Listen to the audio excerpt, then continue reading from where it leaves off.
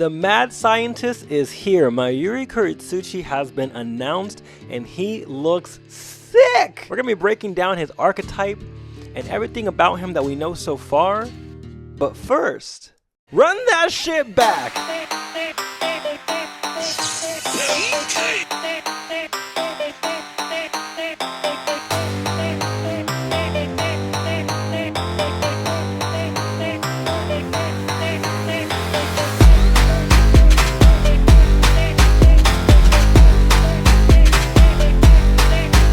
Welcome to this week's breakdown, my saints. Mayuri is characterized to be the second head of the R&D branch. His love for human experimentation and curiosity extends to not only others but himself, where he often modifies himself, his body, to create weapons and other devices. Mayuri is a mid-range who uses his poison to slow down his enemy's movement, restrict their range, and then slowly hunt them down. On the battle data, it shows that he can disrupt an opponent's pace with special attacks from long range. His quick attack, flash attack, and step quick attack have no quirks, making them easy to exploit the enemy's openings. However, his special flash attack has a large opening, so to be careful to not accidentally use it. That tells me that we have a lot more combo ranges, and that at least with Mayuri, he doesn't have a lot of openings, and so he'll be able to do a lot of quick damage. Now it appears that his attack is a 3, so he may not be able to do severe damage, but I think the thing about Mayuri is that he can do enough damage, especially over time, that it's not going to matter. His attack is a 3, his range is a 4, his speed is a 2, his durability is a 1, and his technique is a 5. He's a very interesting character as a setup archetype, and his poison bubble bullet is a slow moving poison bullet that accumulates poison in the opponent when it hits. Pressing the special move button before the bullet hits a target will detonate it, shattering the ball and creating a poison mist in the surrounding area. Now, some things to understand about this. Once it hits, it is then doing damage over time. As his skills hit, his poison gauge will accumulate.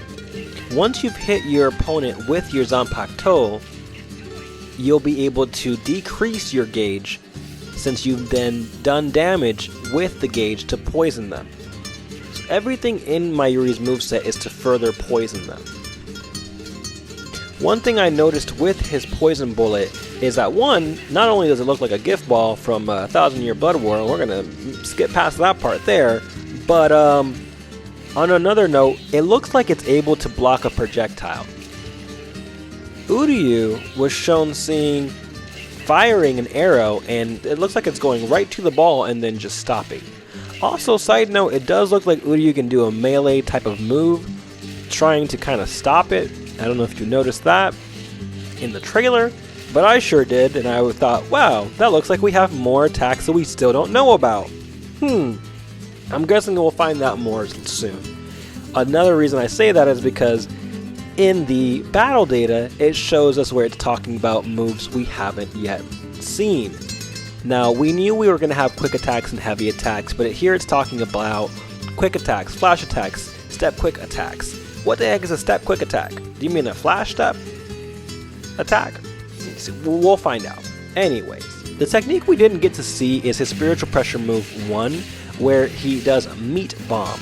He takes out a strange bomb from his left hand, wraps it around his opponent, and then blows them away with a slash. Since the range is short, he needs to hit at a close range, but the attack is not able to be blocked, meaning he has an unblockable bomb.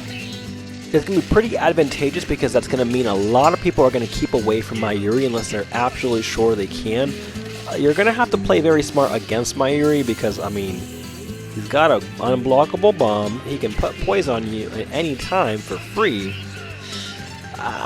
He can summon Nemu with his spiritual pressure move 2, which will then restrain you. And I mean, if you're at close range, just imagine that. You come into his range, and then Nemu comes at you. She holds you down and then kicks you. And while you can guard, you take some heavy guard damage in doing so. And at the same time, Mayuri can attack you while she's restraining you. Might even hit Nemu if he hits you fast enough, maybe with a flash step. Not only would that be canon and low-key kind of fire despite it being disturbing, that's not to your advantage.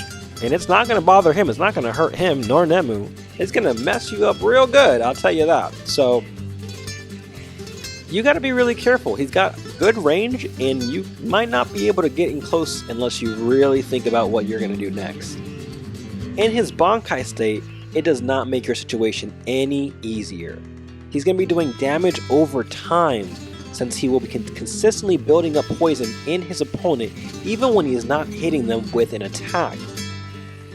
The rate of which his poison builds up will gradually increase over time, so the damage will increase over time as the poison builds up over time. By landing certain attacks, the poison gauge will build up and decrease over time. Attacking with a Zanpakuto will consume the accumulated gauge, dealing additional damage according to the amount consumed on your gauge. In short words, as you give damage, and your gauge will decrease because you are giving them the poison. As some of your hits are successful, you'll increase your gauge so that way you can do more poison. So it's basically a way to consistently increase the amount of poison you have available at your disposal to then release upon the enemy. So you'll want to make sure that that gauge is as full as possible, so you're constantly releasing as much poison as possible. It sounds like you're going to want to be using your poison bullet at any time, because not only is it free, but also it's what helps you accumulate your gauge. It doesn't say exactly what moves, but it appears as you're doing some of your attacks, maybe your quick attack or your flash attack, you'll be actually building up your poison gauge even more, which will then allow you to do more damage with poison. So he's pretty toxic in general. It's going to be very interesting. Given the way the Mayuri works, he's definitely a setup character, has definitely some restraints, so he has some bit of a zoning control capabilities where he can keep you at his distance if he'd like to, whether that be with Nemu or just his own poison. I mean, they really cooked with him. I was thinking, man, he better have some type of explosion, or his hand better modify into something. He better be injecting himself with a drug. I don't know, but he's got to do something crazy. But the meat bomb, sick. Nemu helping out, oh my god, even sicker. Like, they're really just cooking here. So the big question here, who's next? It definitely looks like they're following 1000 Year Blood War arc, and if I understand correctly, Mayuri has a little bit more left on the episode, and then it's going to be Shunsui. So it could even be Ikkaku, being that he is still with Mayuri, and there is said to be a scene with Ikkaku doing something grand, or it could be Shunsui. We might even get Aizen, but I'm thinking that's going to be more so for Jump Festa. Shout out to Moonlight Mask G for the continued support, and also for the insightful comment. They did mention in the last video that Grim Jiao likely has Grand Race Sero in his base state, which makes perfect sense for his character archetype. If you enjoyed this video, please like, comment, and subscribe. I'm your boy Saint Irving, and I will catch you on the next one.